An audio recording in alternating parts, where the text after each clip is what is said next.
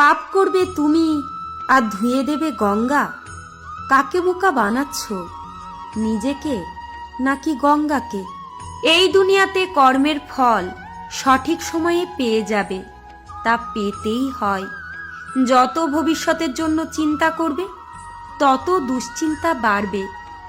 যত নিজেকে খুশি রাখার চেষ্টা করবে তখনই দুঃখ এসে হাজির হবে।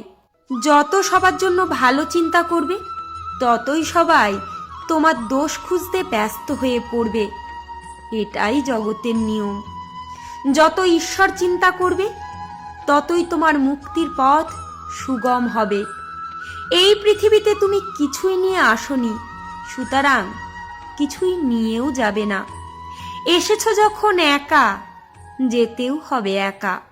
তাই যাওয়ার আগে এই রঙ্গমঞ্চে নিজের অস্তিত্ব টিকিয়ে রাখার জন্য, নিজের নামকে ধরে রাখার জন্য ভালো কর্ম করে যাও, কারণ কর্মই তোমার পরিচয়।